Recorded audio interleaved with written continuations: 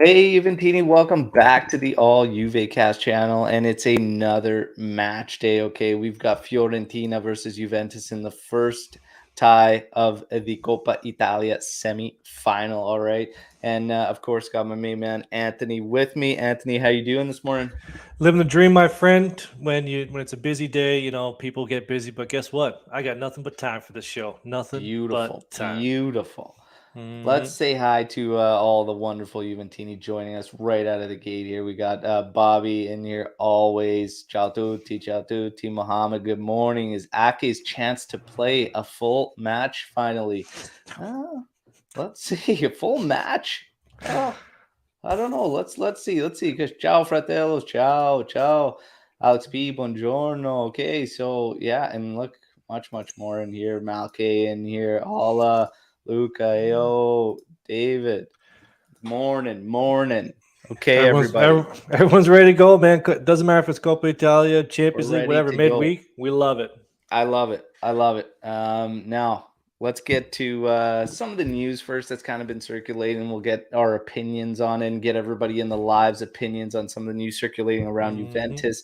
Then, of course, we'll start diving into this match. We have the fun trivia session, and then we're going to do another prediction challenge.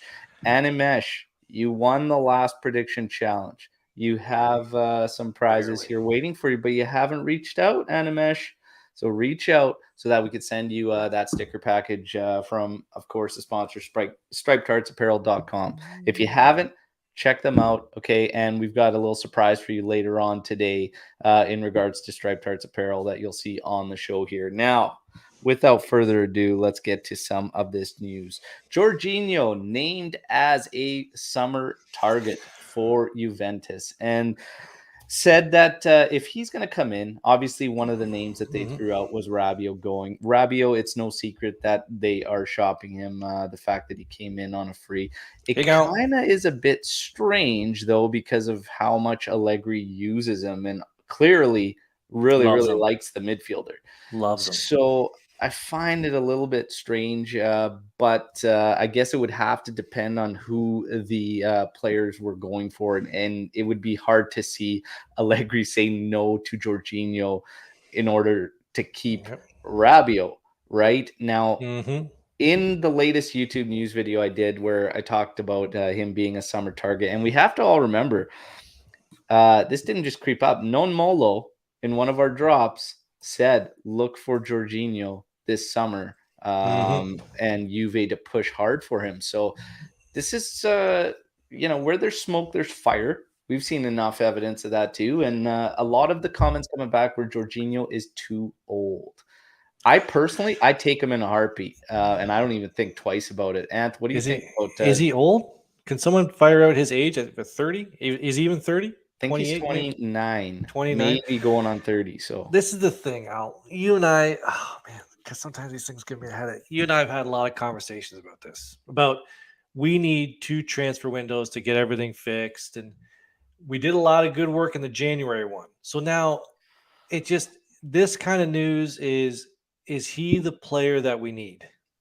That's the first question. Secondly, if you have Rabiot going out, do you have a player to replace Rabiot? Or does that player already exist? That's the first question. Let me ask you that question. Rabiot goes out. Do we already have a player on the roster to replace him? In Allegri's eyes, let's just say. So Is it one of the things I was going to say in terms of if Jorginho was going to come in, it wouldn't be just solely Rabiot going. I would start to think that it's Artur that's going to be going because I yes, can't see I all agree of a with that. sudden now Locatelli, Artur. You got to remember Rovella's coming back next season. Big time. And So that was going to get Rovella to that. Hive's going Yeah. to be very much alive, okay? Yeah. But Rovella's coming back. So I think it's not going to be just one, it's going to be two Right. that go. So if Jorginho came in, Arthur would have to be moved. And that's going to be a challenge at the numbers that he stands the club. Like that one's going to be tough. So I think it's going to be more this type of scenario or this type of issue that prevents this move. However, even a loan out for Arthur would probably let Juve make that move because they almost loaned him out this past winter mercado. Yeah, it's I don't see how Jorginho helps. I see how he helps, but in the grand scheme of things, you have Ravella coming back. You have, hopefully Zakaria healthy. You have this Zaniolo news. I know Zaniolo's he's a striker. He'll play higher up the pitch, but he plays on the right side, the same as Chiesa. So we're gonna have that issue. I don't see how Jorginho helps. I don't think he's the player that we need, because if when Rovella comes back, I can see Arthur staying, but we still have that left side hole that Rabiot seems to fill, and he's healthy, right? Rabiot, he's healthy. He's available every game. So you got our boy Mal here that just doesn't believe, says Rovella is simply plus Valenza. But I don't know, because, again, when you've got strong links of Juve trying to pull the trigger to bring him back in the past winter mercado, I think there's much, much more there. And I honestly think he's going to be part of this team. I truly do think so. I even think Fagioli, not next year, but in the coming years, is going to be part of the squad where these players would normally be. I agree with Mal. Normally, we're just so accustomed to them being plus Valenza bargaining chips and whatnot. I think it's a bit different now because of the work Cherubini did with the U23s, and we've got a serious talent pool there, and it's just going to take time. Eric comes in here saying Rovella, Jorginho at the 6th, Luca, Zakaria, and Wes across the right and left side, and I mean that's looking very strong, actually. One name to add there. There's one name to add there. Still need one. You have to re-sign Bernardeschi. Yeah, he has to be re-signed.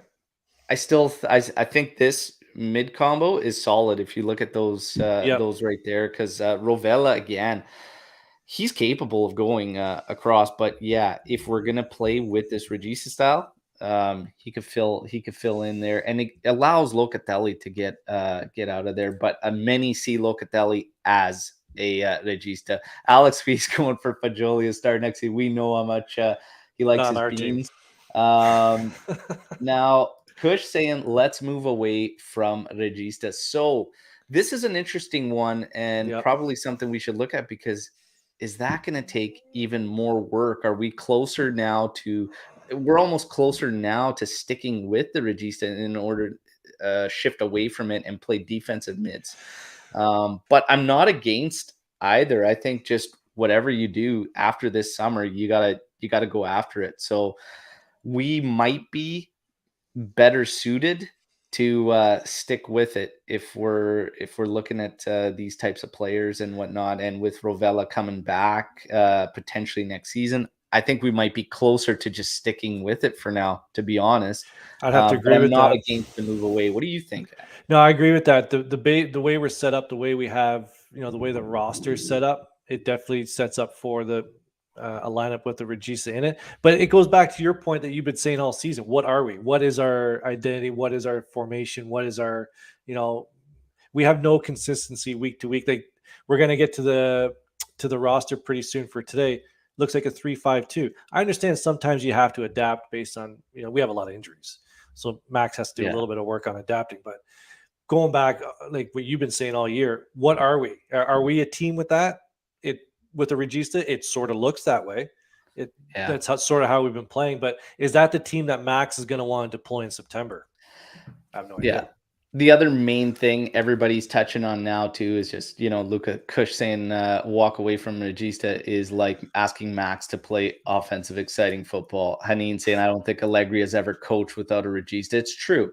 So I think that's just the way he wants to have it set up, and that's the way he wants to go. So we're only a couple decent pickups, and you could see Eric painted a very good picture of what that midfield combination could be, and that's a pretty solid one. So, I mean, scrapping it was an option, I think, at one point this season where we could have done it. Now we're just too deep into the season that we just go for it, and injuries right now are aplenty. So it's actually wild when you see tweets about it, because you think they're parody accounts because it's so outrageous. Chiellini out, Rugani out, Sandro out, Bernardeschi out, McKennie out, Zakaria, Dybala, Chiesa, and Kyle Jorge. That's absurd. Really, there's only 5, right? You have McKennie's gone, Kyle Jorge's kneecap patella tendon exploded. But these are injuries though. Yeah, Like, but Dybala's coming back this weekend. The news was Dybala and Dybala. Bernardeschi will be back tomorrow training with the group. They That doesn't should necessarily potentially mean be there for Spezia this weekend.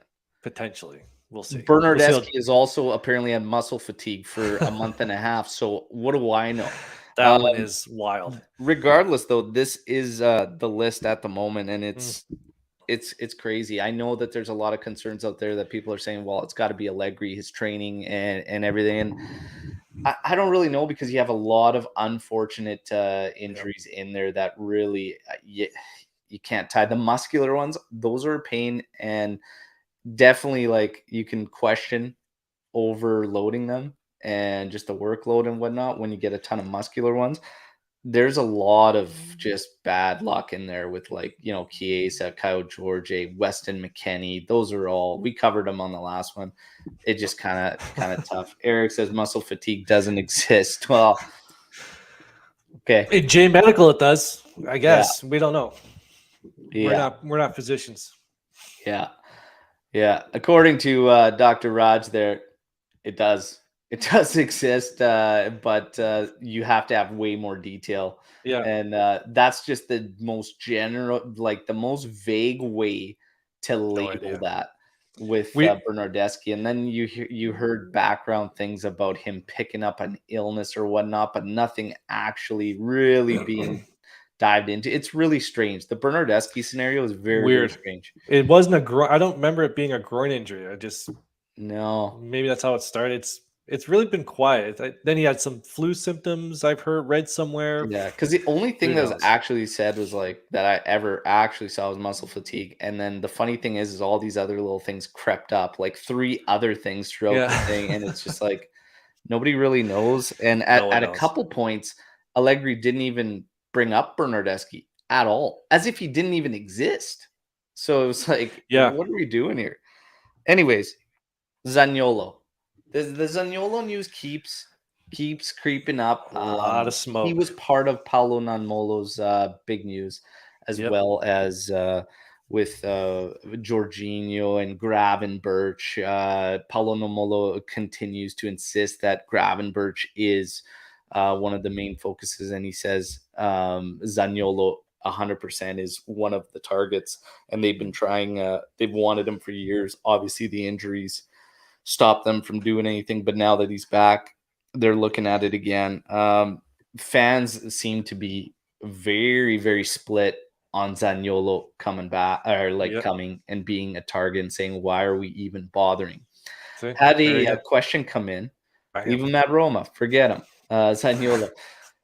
And that's what a lot of people think. Now, apparently the Zaniolo thing doesn't affect Dybala in any way, shape, or form. They're not looking at him as a replacement to Dybala. Some are saying they see Zaniolo more as a Bernardeschi replacement. I don't really know. It's bottom he plays line, too far up do the you pitch. want Zaniolo? All right, let's look at the numbers, shall we? Let me open my little book here. Let's look at the numbers of this young man. So he'll be 23 in July. This goes along with the theme that what Adiva Ben and Cherubini have been doing.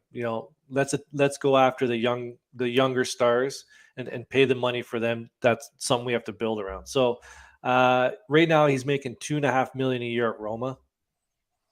If you sign him for, there's different numbers out there. Roma's saying they're not going to let him go for less than 80 million. Like, let's get serious here. All right. The number is going to be somewhere in the 40s, I would assume. For a talent like that, national team player, you're looking at the 40s. So, I see people make questions about the ACL tear. Listen, I am pro athlete who comes back from ACL. It's not an easy thing to come back from. So all the power to him. He's played in 21 matches this year. 21, that's not bad. That's probably 3/4 of what they've played at least so far. He's started 19 of them. He's averaging about 73 minutes a game. So far, that doesn't sound like injury prone to me. Now, the issue is that he's not banging goals. He's a player that plays so far up the field. He's more of in a striking role, high midfield role.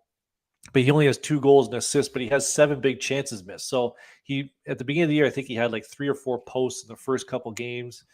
He's averaging 40 touches a game, pretty average for a person in his position. But Roma plays in a different style. They play normally their subs at 3-4-1-2, and he's in that double trident kind of up top. I don't see how he really fits into Allegri's system. Maybe you can help me and the rest of the team understand that one. But it goes along with the narrative of let's build with youth. And if you can get a guy he's a big, strong player, 23 years old for $40 million, and you can get, I would rather have him than Keane on that. Well, I know Keane plays the left, but you get Keane out, you bring Zaniolo in, you're going to make this guy very happy. Yeah, it's interesting. I mean, obviously, the injuries are what really scare a lot. I got a lot of questions on Zaniolo and just in terms of relating it to Chiesa as well. And then the questions dated back to Del Piero and said like, hey, how can you explain to me Del Piero before and after? Well, it's tough because sports science has come a long way, like massive strides from when, the mid 90s, then Del Piero had his injury. And yes, Del Piero was massively affected. He was not the same player whatsoever. He lost a ton of pace, an absurd amount of pace. He was a different player. It took him a while to hit strides again. And people might not know this, but Juventus was actually trying to consider whether they get rid of Del Piero or Zidane at that particular time. Obviously, the deal came that was Zidane, and they decided to stick it out with Del Piero. And then in 2001, he started to come back. He started to come back into form, but he also changed physically a lot. Del Piero bulked up he was a machine after that, to make himself, a little bit more robust for that. That was part of their game plan back then, was the players develop much more physically and muscular, and you could see his build changed quite a bit. And he lost a lot of pace. He had to learn to become a completely different player. And by the time 03 hit, then you saw Del Piero fully comfortable in his new style and this new way of playing, and he was a much more cerebral player. Nowadays, like, I've watched Roma matches with Zaniolo there, and as far as his pace goes, as far as his strength goes, all that, like, he looks as comfortable as ever. Physical, like, when it comes to the physical attributes, he looks as comfortable as ever. I've seen quite a few matches where he's very unfortunate, but he still looks an effective player. It's just people remember the hype. People remember the hype before, and he was getting numbers. You got to remember that team has changed a lot since Zaniolo's injuries. They stink. Coaching changes, player changes, style changes. You've got arguably a manager there. We don't even want to dive into this one, that is seen as a dinosaur and his style is dead and whatnot. And lunatic.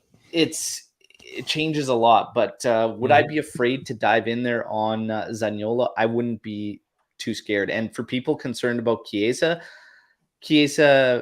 might be a little bit affected as far as pace goes, but not anything drastic.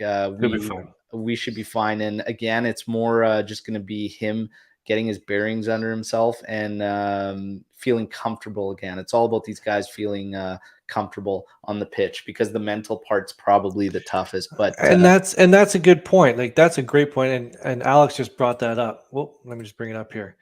The mental fortitude to get through not only one ACL injury, but two catastrophic knee injuries, both knees. And he's back, and he's played 21 games this year. Okay, he's not banging goals. I'm with Alex on this one. That's the kind of mentality you want on this team. And then Eric, of course, he reiterates kind of the same thing. Once he overcomes that psychological battle with trusting his knee, he'll be back to his usual self. So I would have no concerns with that. And as far as Zaniolo goes, I wouldn't be too concerned either. But here's the kicker with Zaniolo. I believed his contract was over until 2023. It's actually 2024. So there's absolutely no rush to make this move this summer. Right. I would actually give him a year to get him more comfortable, play it out, and see if he can start to hit those strides again before making that move. That's my kind of final stance on where I stand with it. There's no need to push for that this summer. You agree with that, Ed? I think the fear might be that he has a good World Cup, because you and I still have faith that the team's going to make the World Cup, and he will most likely be on the team with Chiesa out. I think there's other options, but I think Zaniolo might sneak in there, especially if it's a 26-man roster. Um, yeah, there's no rush, but I think the feeling might be let's just get him now, because the way the team's building, we're only a couple. The management may be feeling that they're only a couple pieces from competing for all three trophies next year. So if they want to compete for all three, they're probably going Yeah. to pull the trigger. And then you need how many more players? Two after that, maybe a left back, another midfielder, Yeah. backup striker. So And it's Keane it's get out. interesting, but yeah, big split from Juventini on Luca, Zaniolo and Luca getting his shots in there early. It's unbelievable. okay. Too It's early okay. for this. Two is a nightmare though. That's crazy. That's absolutely crazy. Wild. But yeah. And Omar, come on, man. I already did, man. I already did. The What was his contract, point? there's no need to rush. You should come on, Omar. Just He come didn't give in you here. credit though, Omer. That's the Now, problem. Side Super note. League, new proposal apparently supposed to come out in these next coming days. Tomorrow, Um, right? Thursday. Curious for anybody that's on the live if their stance has changed with the Super League, because obviously it started to make people more aware and pay more attention to what was going on. And then you see like all this nonsense about, oh, football's for the clubs and all this. And then you turn around and see Newcastle being sold. And now all of a sudden they're the richest club and they're looking at buying all these guys. And the playing field is clearly not level. The tough thing for Juventus is that we are locked to a league that shoots themselves in the foot at every opportunity they Every can. single one. Every single corner. The It's latest, for those of you that don't know, even affects our Azzurri, because they have not changed the calendar, and we will have teams playing a couple days before the playoff, and it's insane. So Serie A is just it's crazy from a marketing standpoint, production standpoint. They marketing. continue to fail, and I've said this from the get-go when it was first announced, the Super League, that how can you not see a guy like Agnelli wanting to move on, wanting to figure out something else, because the league is just doing them no favors, and eventually you have to try and bridge that gap with these prem sides. So it always made complete sense to me. Their first presentation of the Super League was awful. Was Yeah, okay. absolutely pathetic. That aside, that was ridiculous. Where was your let's rewind it for everybody. What was your stance on the first Super League? Okay, presentation aside, terrible. I But still said the idea, it should go. It should be a thing, and they should make it work. I agree. I didn't like the fact that teams were locked, but these are easy changes to make. Start allowing teams to make themselves into it. Right. I said you have to have a base point, right? You have to have a starting base. This could turn into something that is a multi-tier Super League where you do have promotions and relegation. So you have your top Super League, and then you have your B-side Super League, right? But I'm for it because it helps bridge that gap massively. But then when you look at it too, I mean, the English teams that would be a part of it also get that massive boost too. So they're getting it from domestic and they're picking up from Super League. So you'd still kind of be chasing, but that fair play thing kind of still has to have some type of aspect. But I like it, and I always have liked it. Now, most Juventini are saying it cannot replace Champions League. They still want Champions League and Super League. Well, now all of a sudden you're talking 4 competitions. Can't do That's it. too much. So you'd Can't do have to do something. But I see Super League as something more modern that can be an alternative to Champions League. And I think if it were to go through, and if they did this properly, I think Champions League would end up being something completely different. You'd start seeing sides that normally aren't battling for Champions League playing for it. And the tough thing with that for people to wrap their heads around is the history, because UEFA Champions League has so much history built into it. but I'm Well, not so upset well, at moving away from those final losses and trying something listen, new. But I it's remember the Champions history. League. I remember Champions League when it was just the champions. Because then you Yeah, had the Cup Winners' Cup, you yeah, had the UEFA Cup, which kind of had the other mid-table teams all in it. I remember when you had to be the damn champion to get into the tournament. yeah. Now it's the top four, so it's kind of, I wouldn't say it's been diluted, but it's been sort of diluted from what I remember. It Yeah, really is. see, yeah, you get it. Everybody gets it, but every once in a while you gotta do the laundry. You gotta come in, you gotta change things up. And it's all about the money. Everyone wants to talk about the passion of the clubs and this is like the prestige of the trophy. Sure. But at the end of the day, it's about money and how these clubs can make more money. And the best way for them to do that and to help the teams, especially in Serie A. Now, I think the teams in Serie A will make more money. I don't think Serie A will have any idea what to do with the money because, Yeah, like you've already said, just awful top to bottom, left to right. yeah, But the only way to generate more consistent money in the league is you have to change it up. yeah. Yeah, you And have to I find will something. say, I the history part of it does bother me. It would slightly bother me that we wouldn't be competing in Champions League anymore, and it would just be Super League and whatnot. But You'll get over it. I don't even know necessarily if that's going to be it. I can't see it working any other way. I would imagine it's Champions League or Super League. Now, the Hmm. history side of it's just there's a lot of memories there. There's a lot of good memories of watching it with my dad. But you're right, it used to be champions, and it That's is it. watered down a lot, and you get a lot of not so much unnecessary matchups, but there's a lot of teams that just you could shorten it up. You could do a lot, and the thing is, with Sorry. all those teams in there, this is why the Super League, one of the reasons why it's kind of crept up is because they're sharing profits that are already cut down big by the middleman, UEFA, with teams 50%. that aren't champions that are in there. And it's just that kind of adds to it all. So UEFA is making changes, but it's actually part of those changes are going in the opposite direction of what the Super League even wanted. And they're talking about getting it even more teams eventually within the next 2 to 4 years. So Yeah, they did a bit of a shell game there because they're increasing their revenue from television contracts, but they're yeah, adding more teams, and they're saying, "Oh, we're going to take a smaller piece." Well, it's a smaller piece of a bigger pie of what they had before. Like the percentages might be lower, but it's still a bigger piece of. It's still a bigger pie. You're going from like a little, like personal pan pizza to like a large, double large, something that Lou would eat. But you gotta, you know, you gotta put everything into perspective. yeah, UEFA's not doing this out of the kindness of their heart. Oh, we're going to give more teams money. No, they're going to make it bigger so they can still make more money. The UEFA is shooting themselves in the foot here, and I think a lot of people who are on the no Super League side of the fence, over time, I think they sort of saw like, wait a minute, maybe the Super League wasn't completely a bad idea. I was for it. I thought it was a great idea. yeah. Change things up. Let's come with something new.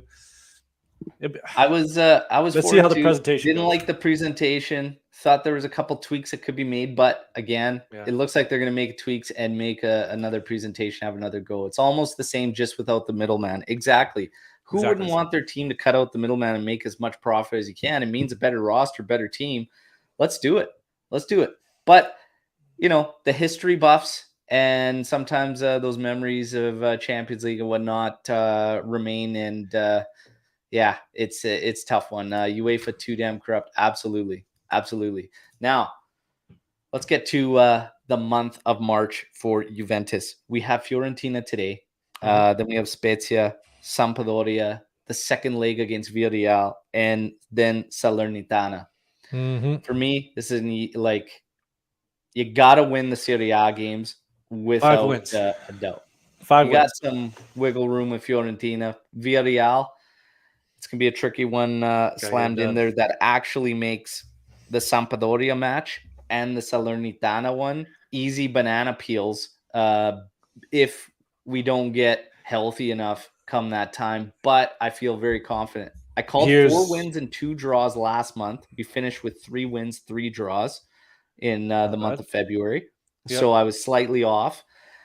This month, I think I called Juventus 4-2. will only drop points in one match. No, there's one match, but it's not going to be a loss. Yeah, I'm going 5 wins. I don't think we're going to lose. We're not going to win all 5. We'll draw 1, but I think 4 wins. I think I'm still okay even with our injuries and whatnot. I think we can navigate this based on opponents. But here's a little bit of something to kind of help your point. So today, obviously, Wednesday's Fiorentina. Then it's Sunday Spezia. Then it's Saturday Sampdoria. So we have a whole week. There's no midweek game. So that's a something really nice, especially with the international break coming up. Absolutely. A couple weeks before. Then you go Saturday, Wednesday, Sunday. So Sampdoria, Villarreal, and then Salernitana. So, but that week off in the middle, I think that's going to help. And I'm gonna, the 4-0-1 is a good call. I thought about that, but my initial gut reaction was, and I think February I called 4 wins, 2 draws. And you said it was 3-3 was the final. Okay, I'm going 5 wins. I think we're gonna pull out 5 wins here. These teams stink. The four City A teams we play stink. Villarreal, I just think the second leg, Allegri's teams sometimes they can pick it up. I'm going 5 wins. There you go. Ali's with you. We're winning all 5. We're giving the top 3 a hell. Look at this. This is the first time I think me and Lorenzo have ever agreed on anything, ever. So, hey, welcome. Well, first time for everything. There you go. There you go. Now, Vlahovic. We are going to dive into, projected lineups and everything. Obviously, he's going to be potentially. I didn't think he was going to start this one. But, you have many Juventini that are fearful of the away goal. Not fearful, but they want us to bang in the goals because away goals count in this two-legged semifinal. And they say fire them away. I'm kind of more, it's a 2-leg tie. We still have enough there to cause problems for Fiorentina. Let's really make sure that we don't have issues or a slip up against Spezia. And he's just been working so hard. That last game was grueling to watch the work Vlahovic had to do. Yep.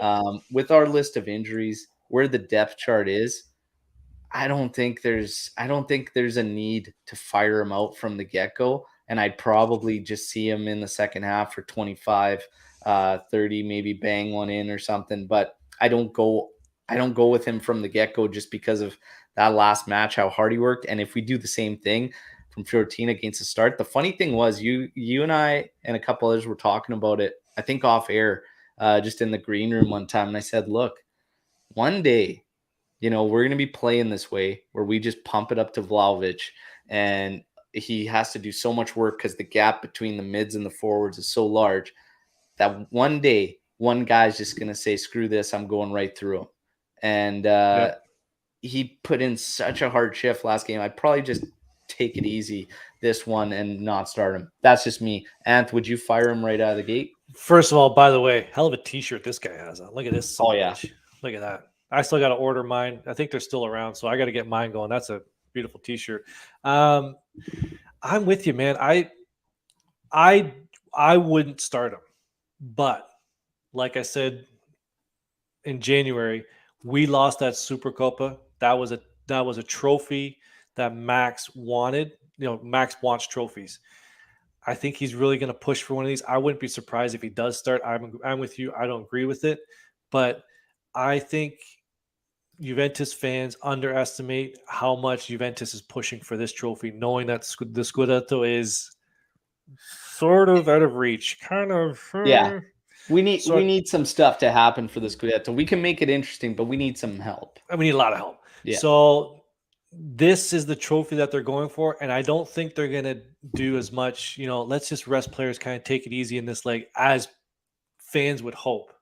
So, I think Ake, there's a lot of room. We'll get to the lineup. I think rumors of Ake starting. I would not be surprised at all if Vlahovic starts. But I'm with you. That big bastard's been taking a lot of beatings. Like he's played a lot of minutes. He's taken a lot of beatings. So yeah, I think I we think rest we him. go easy. We see Lorenzo my man also right there. agreeing with us, and so a couple times now. Rest him until 60 or 70 minutes. There you go. And Anish, ciao, ciao. Thanks for Big the fan. support as always. Joining in, No, we're your everybody. fan. You're not our fan. We're your fan. That's right. And everybody that's here, take the time, like the video. If you're new here, subscribe to the channel. It's your one-stop shop for everything Juventus. Okay. And now, without further ado, trivia time. Oh, son of a. So it looks like Ant has to go it alone and try and take on, all our friends here in the live chat. So I've just so you know, switched it a bit up today. Just so you know, there is an article that we put out. There's a pre-match article that one of our writers, Youssef, he does pre-match, post-match articles. Great article. I had to skip through the history section. I was reading it this morning. I was like, oh, I don't want to cheat on the trivia, like how the Bleachers does here. So I kind of skipped the history of the tie and just skipped that section. Probably wouldn't have helped you because I switched things up and twisted all the questions a bit just to kind of throw that wrench into people who might be preparing, so they do. They cheat, let's see who can take it now. Let's see who can take it now. The live chat or the knee guy. Oh, okay. All right. So let's go. Started off very easy. 125. Who scored the game winner in the first matchup between these two clubs this season? It's a 1-0 victory. I'll give you that. Let me think. The 1-0 game was. I'm trying to think who scored that. I'm trying to look at the chat. I gotta keep the chat. Can I hide the chat here? Can I hear? Look at this. They're Ali's rallying the troops. Live chat per sempre. Yeah. I know I should I don't want to delay this any further. I'm gonna go with was it Chiesa who scored that match? It wasn't. Damn. I don't know. It was a player with a C in his name. Oh God. And used to play for Fiorentina. Was it Chiellini? No. No idea. Quadrado. Can someone remember the live that goal? Chat? Lorenzo on it, Luca on it, Ali. I hid the chat because I don't want any help from them. Yeah, I know. I'm looking at the banners. It's good. Honor system. So 1-0 for the live chat. So let me just kind of preface the rest of this for all the people. I am more like a player in the sense that after a game, that game is behind me. I move on to the next game. I am forward focusing. I don't dwell on the past. Past business is past business. Let's move forward. How the hell am I going to remember who scored in that game? But good for the people who remember that. They obviously live in the past and they really should grow up and move forward. So on we go. Oh, boy. Okay. Yep. Now that Ant could feel a bit better about himself and the beating he's about to take, let's get to the next question. How many wins for Juve in the past 10 versus Fiorentina? It's a lot. I think it's the past 10. I think it's somewhere about 7 or 8. I'll go 8. 8. 8 from Anthony. We lost one with that red card. Was that last year or 2 years ago? 7 from Luca. That was last year with the Quadrado red card. 6 from Lorenzo. I think it's 8.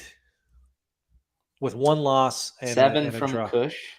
6 from Ali. They're Googling it. All these guys are Googling it. They all study. That's all pretty quick, though. That'd be pretty quick times. Lorenzo and Ali are right for 6. It's 6 in the past 10. Mirgan coming in late. You might have Googled it. That's okay. Because it was a little bit late. There. Yeah. Okay. That's okay. Now, Allegri has managed against Fiorentina in 24 matches. How many wins does he have out of 24 matchups against Fiorentina? Okay, I'm gonna full disclosure. I saw this number, but do you think I can remember it? I saw that he had 24, but I didn't look at the breakdown. I was trying not. I didn't want to cheat like the rest of the sweat hogs and the bleachers here. 24 matches. How many wins? How many wins out of 24? Yes. I'll say 6.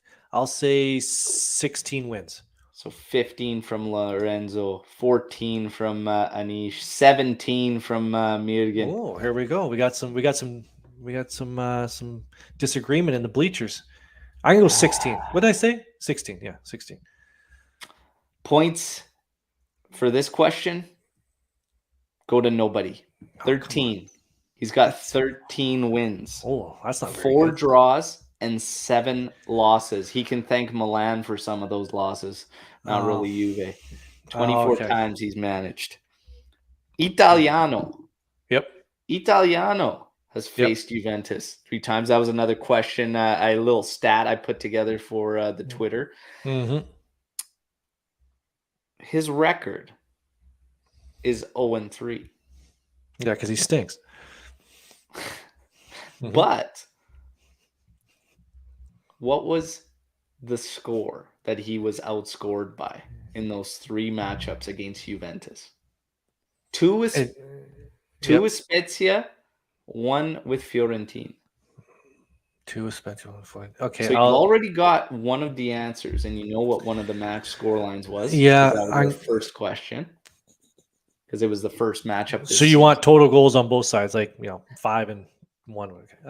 So I'll say he's been scored on. It's a 1-0. I'll say for 6-2. 6-2. We have 6-1 from Lorenzo. We have 6-2 from the knee guy. And 6-2. A couple 2-1s, a 3-1. I think there was a couple 1s. I'm going to go 6-2. We got another 6-2 coming in there. Waiting for any last minute efforts here. No points. Come on. Points. 5-0 from Luca. No. 8-1. He was outscored 8-1 in those 3 outings. Do you want to know something? I saw that on Twitter today. Now, I did see that one. We know that it's very easy. This is the last question. Mm-hmm. It's very easy to name players that have played, for Juve and Fiorentina. Okay. Whole bunch. Because they're our training academy. We all know that. But I'm going to switch it up. I'm looking for 2 Champions League winners from Juventus that moved to Fiorentina shortly after that Champions League. One in 1998 and the other in 1999. And these are 2 beauties, okay? 2 beauties. Players that moved from Juventus to Fiorentina. 2 years for the first player and 3 years separated from our Champions League victory for the second. This one is a tough one. I'm trying to remember. Souza is not one, Ali. No. Oh, that's not even Ooh, so the live's got one of them. I have the live blocked. I can't even see the live. I know. That's a tough question, man. I'm trying to remember that 96 roster. So Beer and Dudley didn't go. 95, 96. I'll help. Did Ravanelli move? Did the Silver Fox go from us to Fiorentina? Or did he come the other way?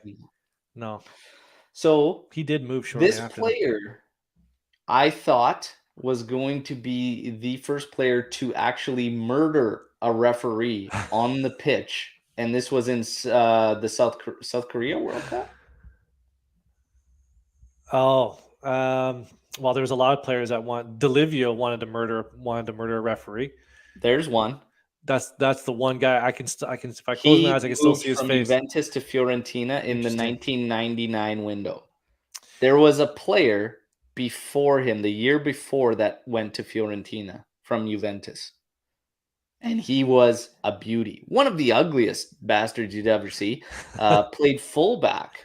I loved him. Yeah, I'm thinking fullback. I'm trying to think. It's not Montero. It's, long hair. Yeah. Oh, ugly. Yeah, he's like that ugly. What's his name? What's his name? Huge forehead. Yeah, massive. We had the greasy black hair. Yeah, I can picture his face. It's not Tardelli. It's oh god. I could sit here for half an hour. I can picture I could probably draw his face. And Mirgan nails it. Torricelli. That's the guy. It was Torricelli. Yeah. Lorenzo, just a lot of hints here. Well, hey man, I want to get you guys across the finish line there. So Torricelli, there you go. Tacchinardi was a beauty. Torricelli he looked like he got hit with the ugly stick.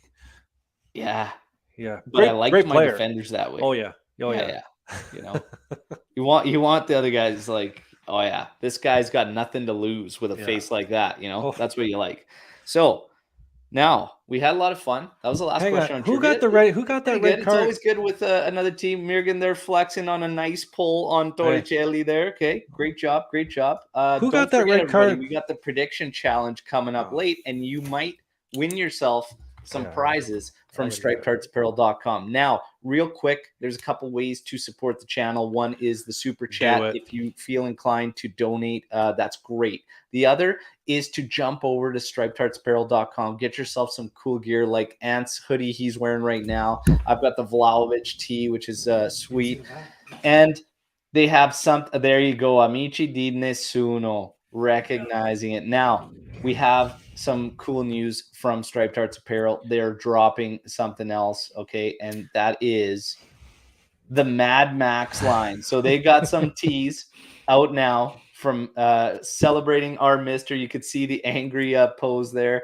And the quote on the back is, "You want entertainment? Go to the circus. I want 3 points." There you go. You can get these with or without the quote on the back, and they're available now on the website. And stripedheartsapparel.com helping out the All Juve cast, and you could support the channel more than ever with our actual All Juve cast tees. You see 2 Rovella Hive designs. You have the knee guy himself getting his own tee. They stink, with Ant's little avatar on the upper chest, and then of course our AJC Ultra design tees that say "We Bleed Black and White." This is very, very cool.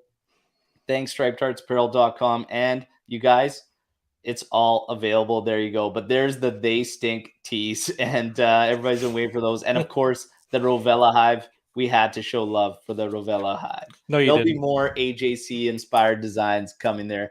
Massive, massive thank you to Ali there for the donation. This guy's got nothing to lose with that face. He likes that comment. There you go. Now, without further ado, let's talk about the lineup that is projected to face Fiorentina. I'm checking to see if there's any latest reports, but what we did have was a 3-5-2. Okay, it was according to Romeo Agresti that it was going to be 3-5-2, consisting of Perin in goal, Danilo, Delict, and De Sciglio, Ake and Pellegrini making up your wingbacks, with Locatelli, Arthur, and Rabiot, and then Morata and Vlahovic to start. Interesting that he finished. And the key here to think about is that Allegri tried this out, but it didn't say if he finished the training with it. And the reason I bring that up is because as of late, I think if we go to about past 5 matches, maybe even more, the very last setup that he's tried has actually been the starting lineups. So it's very interesting that Romeo Agresti, the way he worded this, because he did not say it was how he finished the session with. He just said that he tried that in. So that's a good point. But after he tweeted that, maybe it was just people getting lazy and just using that same lineup, but it hasn't changed. Like, no one has come out and said he tried something else. It's always been this. Maybe it was something lost in translation. Romeo, his English is getting a lot better, but and that's not a shot at him. I'm just saying, like, he normally tweets in Italian, but maybe there's a translation issue. But I think this is going to be it. They're going to go with the 3 at the back with the two wing backs. So I think they're going to do it too. You got some concerns that I was reading on initial reactions from Juventini, and that was that Ake is going to be a wing back. He is not a wing back. He can do some damage out of this position. He's very, very capable of doing that damage. He is very, very fast, lightning quick. If we do this properly, he could be very, very effective. He can also win 1v1s quite easily. And if we do it right, He can create massive issues for Fiorentina. The other thing you have to remember, Danilo's going to be behind him, which is going to help out tremendously. DeScilio obviously on the other side, helping Pellegrini. And is there another young player that gets you more excited than Ake? Sule? There isn't. Sule gets me very much excited. I think I was actually surprised that Ake is the one that's kind of been above, to be honest. From everything I've seen in preseason and the matches I watch and stuff, and when I do see these guys play, I'm surprised Sule isn't just that cut above on the pecking order. But Ake, there's nothing to take away from Ake. Nothing. Like, nope. He's lightning, and I don't know. I'm excited to see him play in this. Okay. Even if it's at the wingback position, like I say, he can do damage out of here, and I think it'll be good for us. In the middle of the pitch, Locatelli, Artur, and Rabiot. I like that. The Rabiot thing, I mean. Rabiot's our captain today. So Sorry, Lorenzo brought it up, and, thoughts are with Lou from the All Juve cast with Rabiot as Capitano. So Morata, obviously more appearances, but it starts over because of his move away and then coming back. So it's kind of the same thing Allegri did with Bonucci, and cutting his appearances from when he left Milan to come back. So yeah, right now, he's the guy. He is, I think, 12 appearances ahead of De Ligt. I think De Ligt is next up on that line. So yeah, Rabiot may very well have the armband if this is the starting lineup. Good now, question here. In the midfield. So in this midfield trio, can Locatelli play in his customary left midfield position and Rabiot be slotted on the right side? I was literally just going to say this, that I would do that. And the reason is because you're going to have an attacking prowess in Ake on the right side. There's no need to put Locatelli as the midfielder on that side. I would have Rabiot there, and it would offer, honestly, it should offer, if we play it properly, a little more protection for Ake to get forward. On the opposite side, Locatelli's fine on the other side you put him, but it evens us out and stops us from becoming so predictable and so one-dimensional. So I would definitely do that, and I wanted to see it in the last game when we saw Zakaria get hurt and Locatelli enter. Switch them up here, but let's go. I think with the young players, it's a good setup. Just to add to your point, it's a good setup to have coverage for the young players because they get the blood pumping, they get excited, they get forward. The young players are going to make mistakes, and for me, that's fine. And it's I think for Allegri when he does play them, very rarely, obviously, but in this case, if you want Ake to attack, to get forward, having the coverage behind him is a solid move for sure. Yeah. Now, the 3-5-2 in general, many fans, have been bringing it up for a while. 3-5-2, go 3-5-2. Some of us prefer the 4-3-3 and whatnot. Listen, either way, whichever way we want to set up and we want to go, if the approach isn't on point, it's really going to fall short and it's going to create problems and the struggles that we see, which is, for the most part, allowing other teams to play. Juventus needs to tighten up the lines between the mids and their forwards, and they definitely have to bring up that defensive line. It has to happen. We simply can't allow opponents to continue to control play, turn easily, and just build up against us. We need to ramp up the pressure. The 3-5-2 is good in terms that it can flood that midfield. It can take spaces away a little bit quicker. It can even out the press. But one of the awkward things I was seeing out of our press the last match is Max chose to take Artur from the regista role. And when the opposition had the ball at the back, he would be the one running up to assist in pressure with the two forwards. And we'd have to wait for him to come across two other midfielders to get up there to offer that pressure and then go all the way back because he wanted to keep those other two midfielders probably back for security blankets. That's a bit strange and a bit awkward, and it makes your press pretty much useless. So I don't like that. I want to see a much more balanced and level press, regardless of who that particular player is in the midfield. There comes a point where you have to trust the guys that are on the pitch. And I've been saying this for a while with Max. He can't have it all the ways he wants. Like, it's just this perfect balancing. Like, he's going to have to sacrifice somewhere. That press thing was very, very weird to see. Did you notice that, Ant?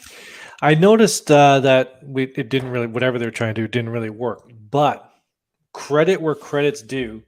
Arthur's game last week showed that he can play in that Regista role, and we weren't sacrificing anything defensively. And all 3 goals were, I wouldn't say directly off his boots, but started or he led the play forward. So, Luca's been the big Arthur guy this whole season. We've been dumping on him, but hey man, I've been for him. I said he's been good in his appearances. He's been great. And I said, why would we? I've been literally shouting from my rooftop to play Arthur and Locatelli together. It's been Lou. It's been Lou that. It's Lou. So again, this all great points. Trivia's done, Mohammed. Sorry. Trivia. I was thinking predictions. Arthur back there. I think let's see how we roll today with it, because Fiorentina stinks. And I think we can try a lot of different things. See, he knows. Now, Mohammed knows. They stink. Yeah. And Lorenzo's got Empoli stinks. They do.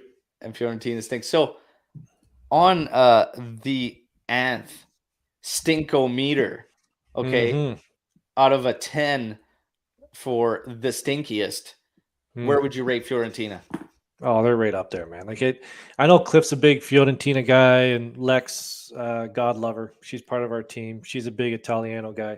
But let's face facts. Fiorentina is a 7th to 10th place club. They punch above their weight sometimes, but basically that's where they are. Now, there's times where we play like a 14th place club and not a 4th or a first place team.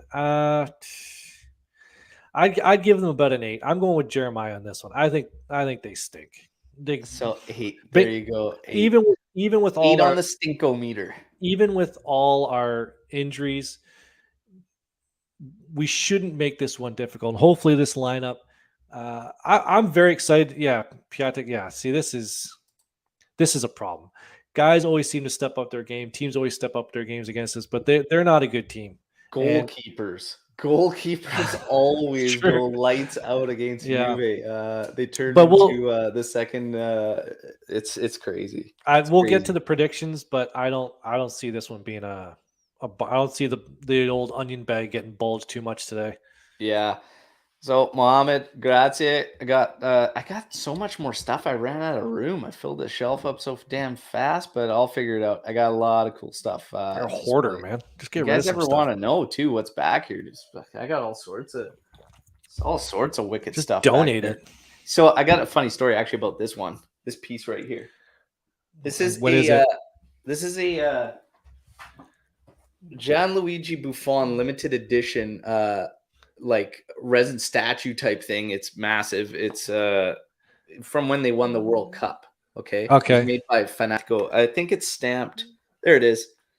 1,499 of 2006. Now, the funny thing about this piece is I had to look so hard to find it, and I found it, and I was pumped, and I got it. Have you ever looked in the box? Not just a brick in there? Well, that's just it. I don't want to. I want to keep it pristine, so I've never opened it to take it out. But God knows what's in there. I mean, I hope it's the figure, but it's just a bag of marbles. Congratulations. Do we open it? Just open it and just see what's in it, and then put it back in the box. Take it out of the box. What's the matter with you? What do you? Well, I want to keep it mint, man. Like the tape hasn't ever. Like it's just.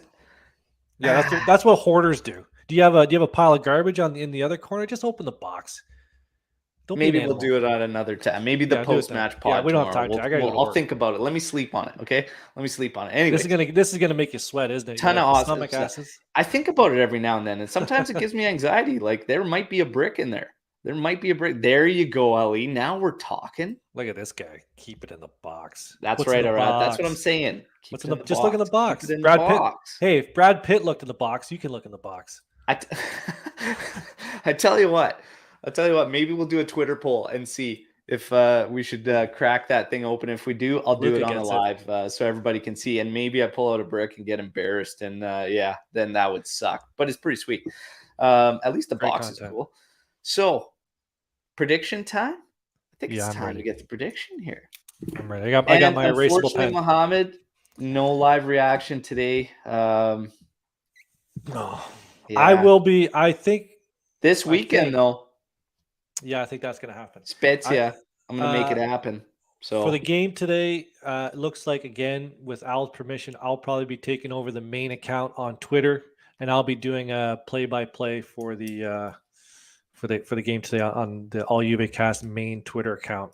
there you Under go. it. There you What's in go. the Jeremiah box? jumping in here like 2-1 for Juve. It'll be tight and tactical. We'll win. Hey, man, we didn't get to the we got to get the tiebreakers out of the way first, Jeremiah. Come on. Okay, who wants in? Let's pick two. Who wants in on this action today? Who wants in? If you want in to try and beat us on the prediction challenge, now's the time. Let's go. We'll pick two of you, and you'll have opportunities to win a sticker set from Striped Hearts Apparel. I haven't seen Matchday, so we'll try and find him on Twitter. Luca, you're not in because you're a bum. I'm sure Animesh will join. We'll most likely podcast tomorrow at one time. We will get him. We will get him in. Luca wants in. Luca, come on, man. Come on, we can't have no AJC versus AJC crime because I'm going to roast you on predictions. Yeah, it's true. Well, even though you finished last game, I'm just saying you were dead last. Barely. No, like way dead last. No, it was awful. It wasn't. Yeah, my shots on target and attempts were like almost bang on, man. Yeah, you finished with 1.5 I think you points. can't read your own writing. It gets bad sometimes. That's what I'm thinking. It gets bad. Okay, hang on. I gotta write fast. People come. Okay, who are we picking? Oh, look at this. Arash is just throwing in the final score. Okay, you know what? I'm gonna pick two here. I'm gonna pick Jeremiah and Arash. Let's go like that. Okay. Okay. Jeremiah and Arash, pay attention closely. You have been selected to represent the live chat. You will have opportunities if you win the prediction challenge. We have a sticker set from Striped Hearts Apparel that we will send out your way. And it's gonna be. Yeah. Oh, make sure you send us your if you're on Twitter, just respond to All Juvecast or send it out here so we can get your Twitter handle. You can reach out to us many ways. Obviously, alljuvecast.com. Right here. Twitter. Yeah, all our handles are on the description to this video. Now, let's get to it. And Lorenzo. We're gonna kick it off with offsides. Total offsides for Juventus. So Arash and Jeremiah, total offsides for Juventus. Al, what do you got, bud? 3. Yeah, that's a good number. I'm going to go with 2. I'm going to go with 2 offsides today. Now, what do we have? First card. Oh, we need Arash and Jeremiah. We need. Let's go. Let's go. Boom. So Jeremiah with 3. Arash with 3 for Juventus. So we're gonna have a tie, no tiebreaker there. We got 3s. Okay, well, I picked 2, so you guys think. Jumping on the Alberto train there. Those guys with predictions. That's not a good idea. Now let's go to first card and the team it goes against and what minute. So I'll start this one. I'll go Fiorentina 56. That's a good Fiorentina 56. I'm going with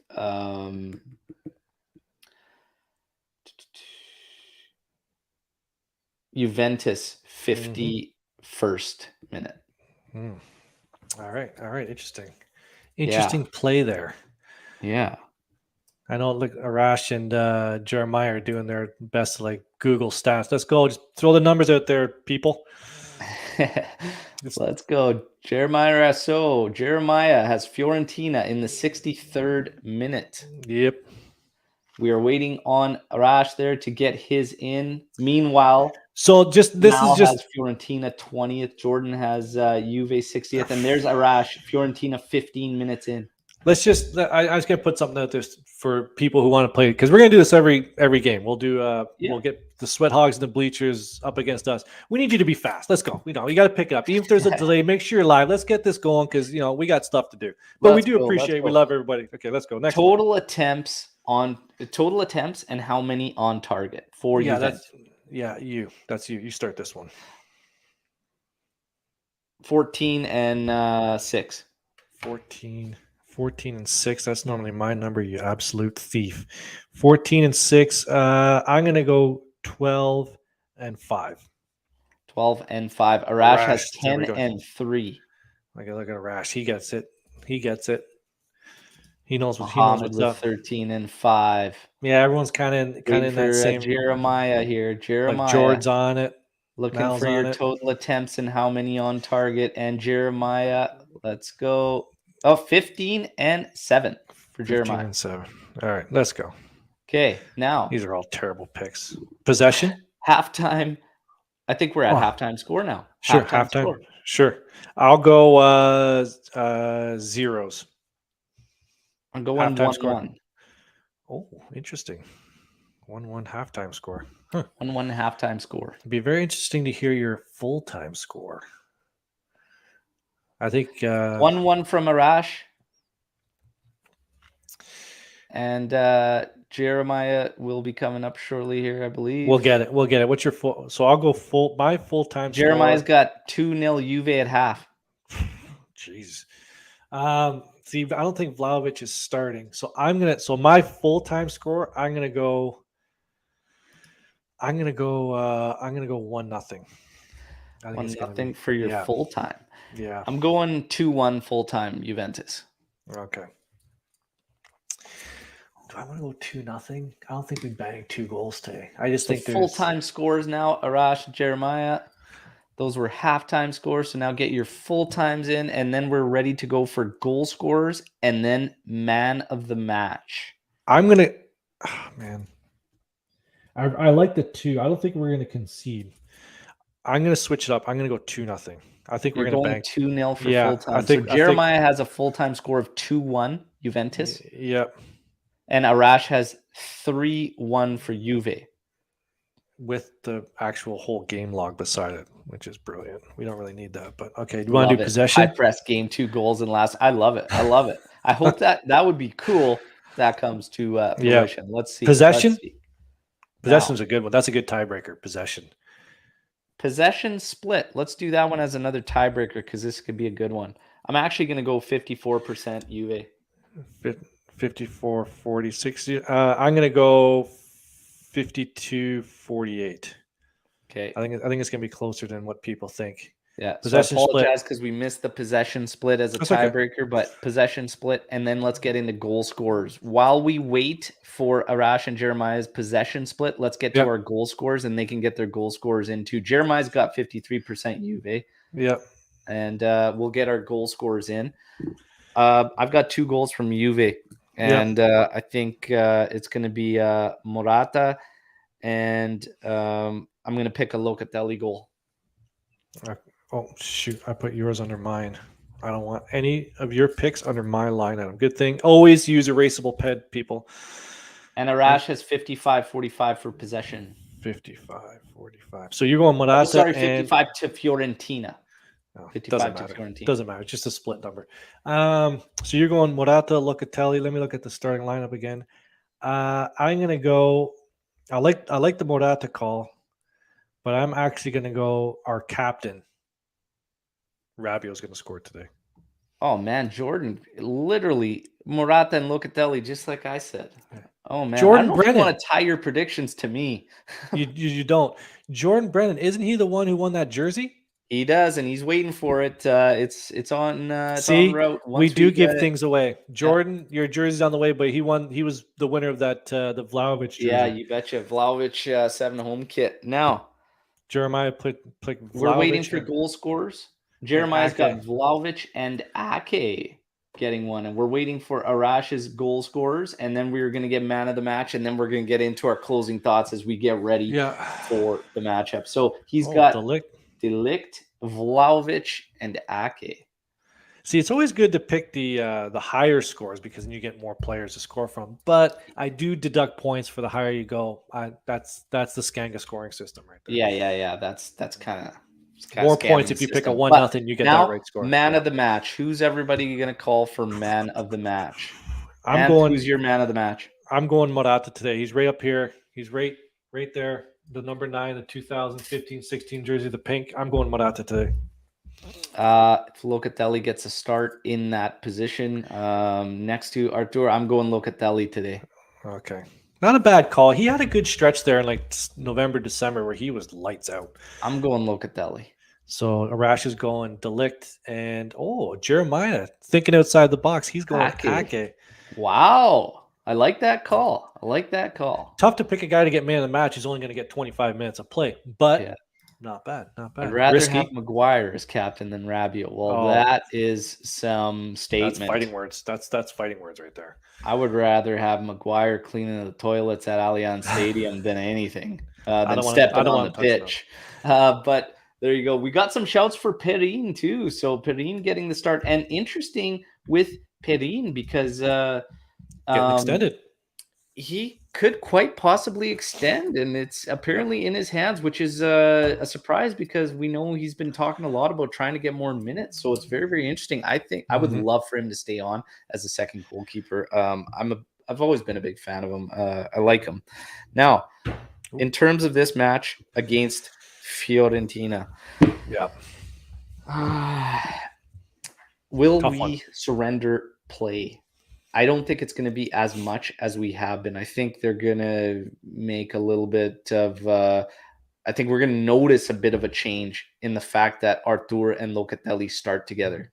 And I think that's going to help us out massively in terms of holding possession and controlling it. So I hope that it tips in our favor today in terms of possession. I really, really do.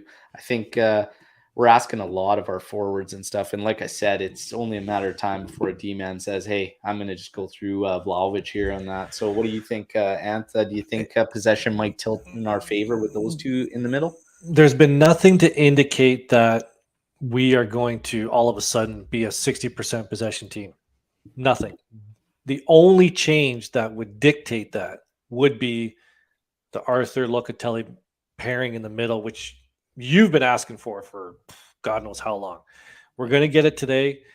I am very hopeful. I'm not going to predict that we're going to what did I predict? 52% possession. But I am very hopeful that with this lineup, we'll be able to settle down that midfield, settle down possession, and be able to press more. And I don't see them pinning us deep as other teams have been doing in the recent past. I really hope I don't see it. But I close game. I don't think it's going to be that. I don't think it's going to be that exciting.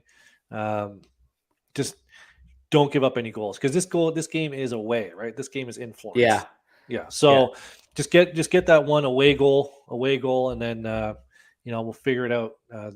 If you get two, this thing's over. We'll bag a couple. We'll bag a couple today. 2 goals. Again, if we get two, that next leg. This one, I don't know where it falls. One of the things I also feel is going to help in accordance to having Locatelli and Artur in the middle in terms of control is the fact that we're going to go in a 3-5-2 setup. So it gives you a little bit of an extra guy back with a couple extra options on the flanks because we know we play a very, very slow game in terms of buildup and even sometimes on trying to counter and whatnot. And having those bodies be able to push those wingbacks forward gives us a little bit more options, gives the players in the middle more options. And now if you have Locatelli further up the pitch, he's the guy that can distribute that ball. So I'm hoping that we start to see some change. And like I said, if Allegri's been going at it with training, and using Locatelli and Artur,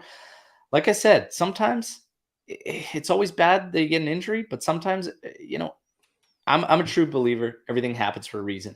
We came to this through injury, but it might be the best at actually seeing progress in this team. And I think it starts today against Fiorentina. So we're all calling victories. Let's see the lads go out there, get the job done. hopefully get into a position where we're comfortable enough to maybe get some of the other young guys some minutes as well. And Not gonna then, happen. of course, hopefully tomorrow we get the good news that Dybala and Bernardeschi are back, and then we can approach Spezia. And then, as Anthony mentioned earlier on, we will get a nice break before we face Full week. Sampdoria.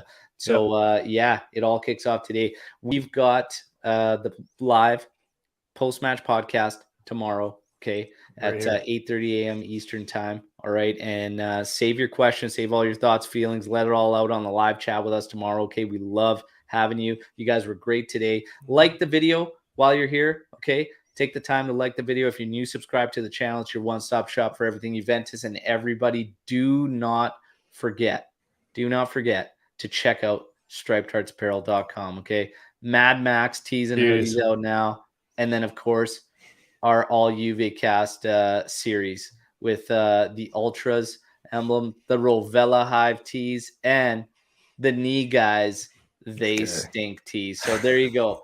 Check those out. Show some love. It all supports the channel and podcast. We love you all. Enjoy the match. We'll talk to you tomorrow. Fino alla fine. Forza Juventus. Let's go make Rocco Comiso cry some more. Okay? Ciao tutti.